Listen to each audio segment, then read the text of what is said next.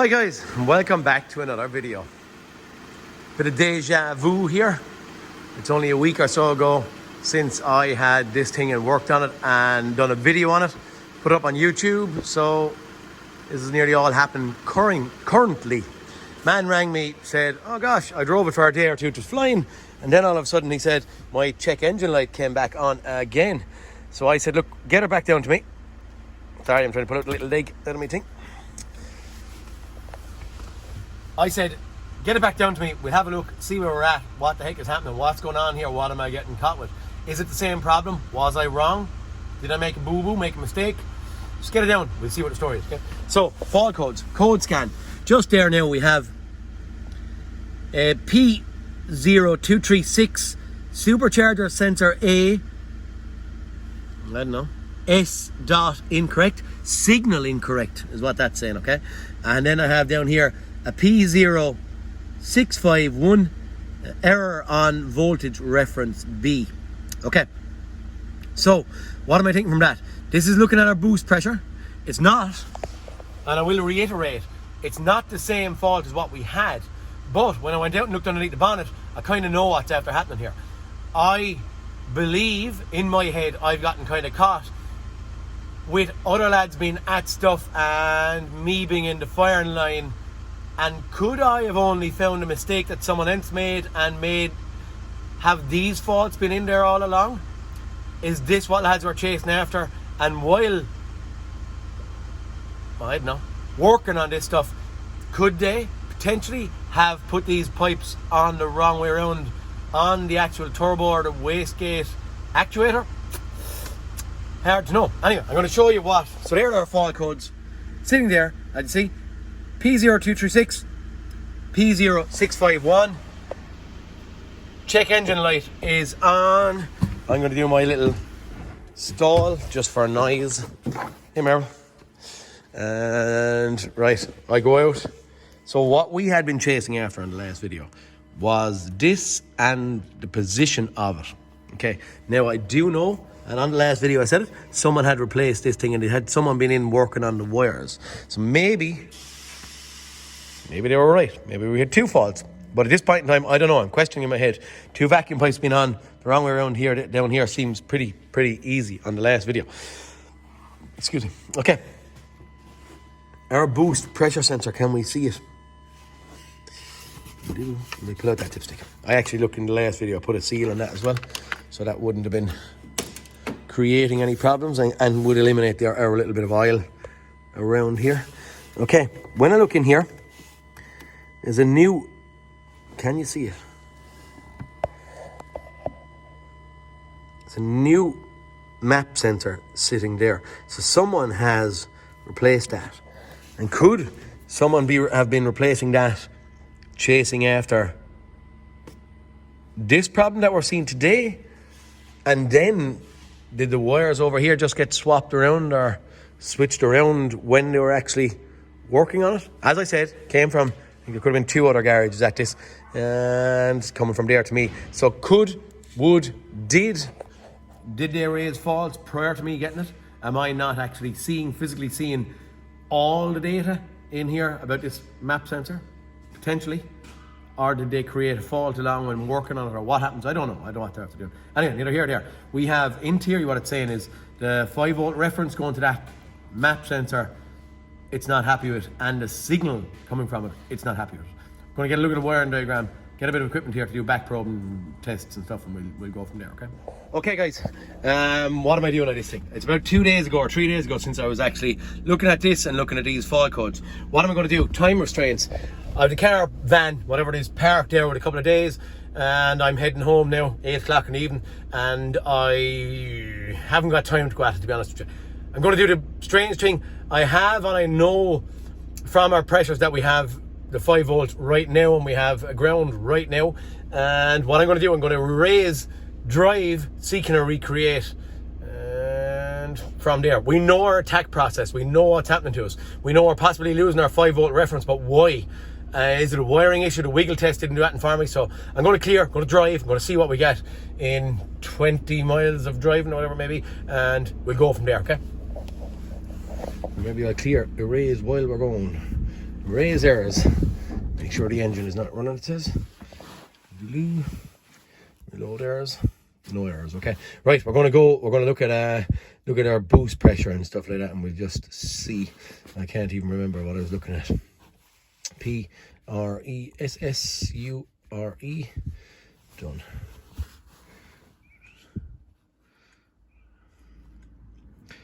Target value boost pressure. I think I saw it somewhere down here. Intake manifold absolute pressure. Intake manifold, I don't know what that means. Anyway, is that nearly enough for us right now? We have HPA and KPA, which is kind of funny, I suppose, for us, but we'll be able to figure it out. It's not that big of a deal. Just add an additional 0 on here, or take a 0 away from the very, very top one. I think I'm happy enough. Raw voltage, charge, air pressure sensor, raw voltage. Maybe we'll have a look at that as well. Boost pressure, actual. Okay, maybe we have 2 pressure sensors in here. I must just see, are they going to mimic each other or what be the story? But we're going to clear, and we're after clearing, and we're going to drive and just see where we end up. Okay, so I'll click on when I get home or get back down in the morning, whatever it may be. Okay guys, I'm just after driving up the road, okay? So I'm after driving from work up, but just to show anyway, our boost pressure actual, you can see where we're getting a nice 2,660 kPa all the way along when we're actually under load. When I'm changing gears and stuff or whatever it may be, it's dropping and doing everything it should do. I'm going to roll down here, and there's our boost pressure target. We're very, very similar, 26,500. Now that is not really of concern. I'm just verifying for my own self. What I did then think is, when we looked at the wiring diagram, we had our boost pressure, or map sensor, or whatever you want to call it, was tied in with the particle filter pressure sensor. And we had seen previously on the last video, we had this weird number that I was ignoring because of DPF, I believe, being deleted and stuff out of this. And I'm just wondering, could there be any failing inside in that pressure sensor that might be pulling my voltages for that pressure sensor down, because it's just doing funny stuff, and it just feels and sounds like the car isn't breathing right. It kind of, do you know, it sounds, it just sounds a little bit choked up. So has someone deleted the software from the ECU but not got rid of the DPF or some weird stuff? Like, not that I care, but maybe I'm going to go looking, or have we 85 hectopascals of pressure with the 2 pipes on the wrong way around or something, and it's seeing these minus numbers, or what has happened previously? I don't know. Maybe that's worth digging into in the morning just to have a look, and maybe the pressure sensor is where I may start scouting and are going. And also, sometimes if these things are deleted or not, the temperatures can be stupid. So if we look at temperatures might be crazy numbers, you know, defaulting at 700 degrees in each sensor or something like that. So maybe it might be worth looking to see what the heck is going on here, and is this causing our problem here, as we saw on the wiring diagram, that it was tied in. The 2 sensors are tied in together, the particle filter differential pressure sensor and the boost pressure sensor.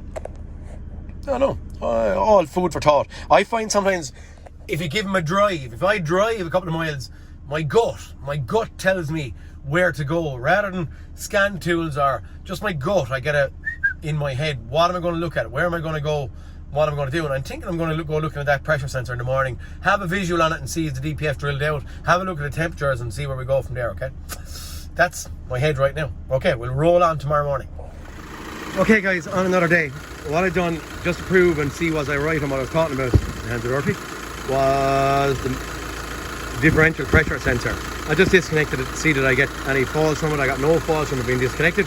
I went down and I had a look at the DPF. Someone has a little plate that had been taken out, with a hole that had been drilled in the bottom of it and straight up through the DPF with a plate on it. Now, so I changed my frame of thought. I've gone looking at wiring diagrams, and after looking at wiring diagrams, I was wrong. I thought in my mindset, when I had been looking at this prior, I thought that I had the differential pressure sensor in the same circuit. I don't. I have a cam sensor and my position sensor in that same circuit that I was looking at.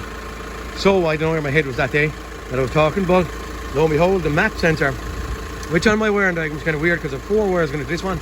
I had 3 on my wiring diagram. I swapped around and chopped and changed engine codes and stuff, trying to see if I was auto data giving me the wrong information or something like that. But long and short of it is that sensor is wired on its own. It's showing just 3 wires going back straight to the ECU. So the wiggle test I was doing was on the little wiring loom coming up and over to here.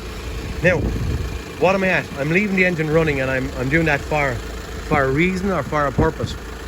I'm actually back probing my 5-volt reference on the map sensor at this point in time.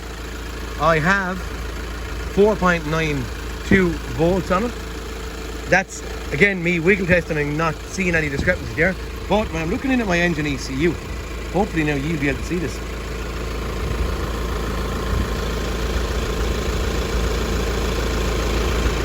There's an angle grinder cut.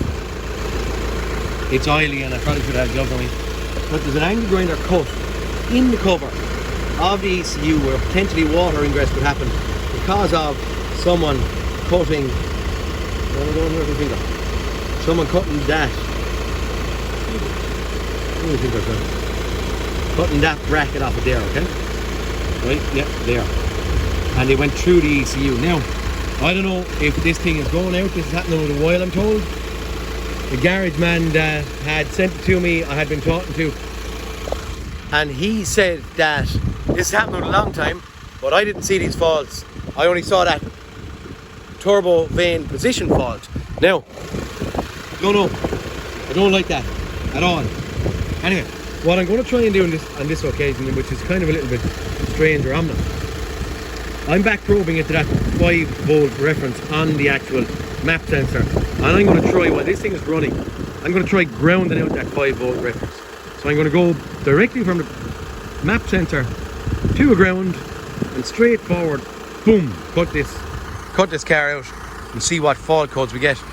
Just as a reference on today or for today, I have no faults, so I'm showing no faults in here. I'm going to try ground it out and see will that give me my 5-volt reference B circuit fault or whatever it is. What am I going to do? My yellow wire is back probed into the sensor. I have a ground tab in here. I'm going to take this out. A little crocodile clip. I don't want my wires to get caught in the fan. I'm just going to try. I know sometimes it's hard to hear with the engine running. Right, that didn't work very well. I'm going to just do a straight jumper onto ground and see what happens, okay? I don't know, maybe. What is this going to do?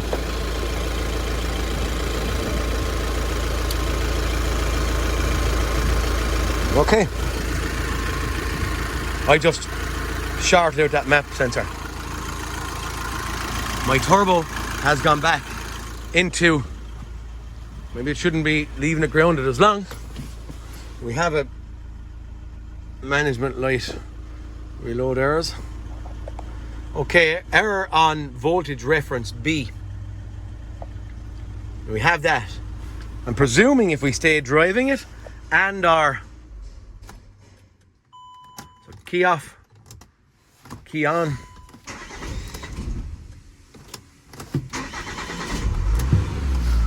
It does go. It acted weird. Reload errors. Okay. We have just recreated that exact same 2 faults that we had to start with. So this is our reference P0651. Here is the sensor supercharger sensor A incorrect signal. Job done. I think I'm calling an engine ECU. Why am I calling it the ECU? Because I don't like that cut that's in it at all. And we have just recreated the problem. Is that good or bad? Right, I'm thinking that that's good enough for me to call it. The exact same 2 faults that we've seen. I don't believe it's a wire. just from pulling and looking at the harness and doing a visual check on it, the wire is only 2 foot long, 1.5 foot, whatever it may be, long, with no visual defects on it. Thought maybe you might have seen a mark where it's hitting off of something. It's being pulled to ground. Is that happening from water ingress through that little angle grinder cut that's in the engine ECU?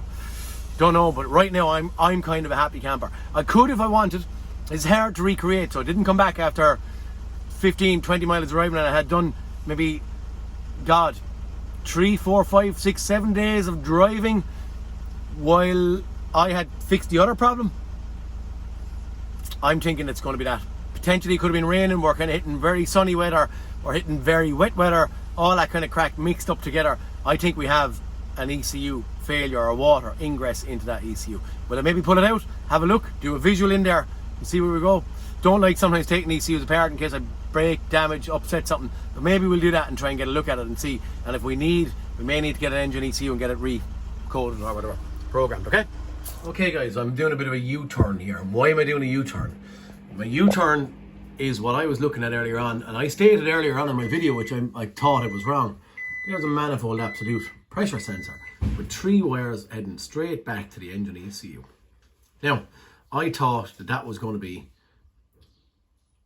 I thought the two of, I don't know why in my head I had these things joined together, but the long and short of it is I was wrong. They weren't, and I stated that earlier on in the video, but this was independently wired direct and straight to the engine ECU. Okay, now where are we at? The U-turn is happening here, and the U-turn is happening because of what I'm seeing or what information I have at this point in time. Okay, so that I went along and I started looking at my wiring loom in the van that's sitting out there, but I followed these 3 wires back, and I have 4. So in my car I have 4 wires, right? One for a second. Okay, I'm showing you where the U-turn is happening. I spoke earlier on, I'm going to show you. I spoke earlier on about the engine ECU and water ingress. I thought from that little cut mark there, was that what was causing a problem? Crafter wrote on the top of it. But when I take it apart, by the looks of what I see, this is very, very clean. Now, one lad did say to me, that's working here, could it just be on the top of the circuit board? It could, but to me, if it gets in on the top of the circuit board, it's going to come through some of these holes and it's going to come onto that, which hasn't happened, okay? So I'm going to reseal that and I'm going to put it back together. Now, when I come around here, what did I do? Just on the off chance that there was some wire damage that I wasn't seeing, I actually pulled out my wires, and looking in at my wiring harness here, I was looking for 4 wires to come back from the pressure sensor and the temperature sensor, back around and back down to this. This is what I was thinking, but I don't have that. I have 2 wires, 2 of these wires that are coming in this way are looping around, back around and down to the engine ECU, but then 2 of them, the pink and black and the brown and red, are heading up and into the loom, and I didn't feel like doing that silly disassembly any further, so I stopped. Now I got onto a technical helpline, Alliance Automotive in England there, Tim Stock, good man, and I was talking to him and he said, look, you have only 3 wires in this pressure sensor. I said, I don't, I have 4. He said, no, you have 3. And I said, no, I have 4. I said, what's happening here is we are wrong. Car is right, we are wrong. There's something going on here. So he was digging and digging and digging and digging and digging and digging. And when he was digging and digging and digging, what he discovered was what the statement that I made earlier on in the video, that it's tied into that differential pressure sensor. Now when I come over here and I look, lo and behold, I have a pink and black and I have a brown and red. And they are feeding that pressure sensor. Now, that being an FAE, which is cheaper aftermarket differential pressure sensor, and the actual wiring loom or the harness for them coming down, around, up, over here, along, back down, and back into my engine ECU. So we know, because I disconnected this earlier on, we know that the DPF is deleted it. We know that the readings are crackers. I'm assuming, which is not really true and correct, that potentially that pressure sensor is done, gone, and creating some kind of an internal fault, which is giving me a short to ground. But on the off chance, because I can't recreate this, on the off chance that there's an actual wiring problem in that length of harness, I am going to go along and I'm going to cut these 2 wires. I'm going to join them to the same two pink and brown wires, pink and black, brown and red. I'm going to join them into these two wires, and I'm just going to do a UE from here around to here, which in turn eliminates the wiring harness, any problem for that. It also eliminates the pressure sensor. And what I was seeing and what you are seeing, when we're getting those two faults that we recreated, the reason we're not getting a fault for differential pressure sensor is because it's deleted from the car. So the long and short of it here is, everyone says to me, just delete it, get it gone. Getting it gone eliminates any pointers that I would have had for that pressure sensor or that loom. So two issues out of here. Autodate had been wrong for this car.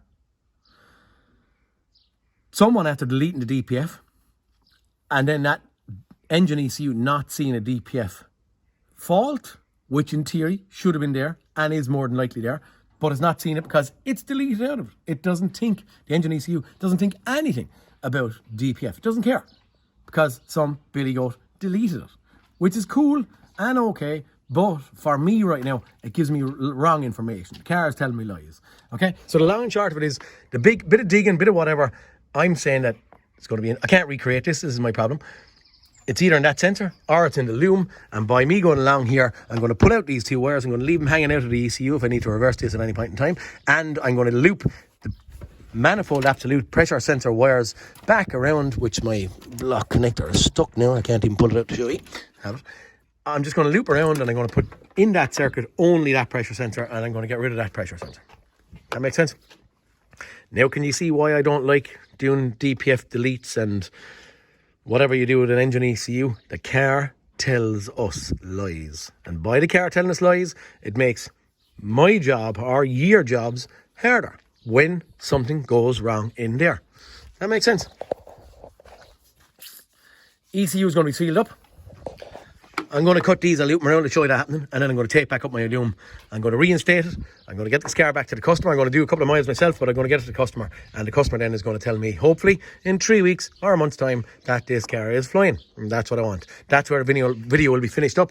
For now, I'll record it. I'll leave it in that state until the customer rings me out and says this thing is on the ball. We're going to have an issue there. In the loom or in that pressure sensor, we're done. Cars. What do you do? Anyway, either here or there. We'll fix this. Loop the wires around and carry on. Okay, guys. I've taped up my loom again.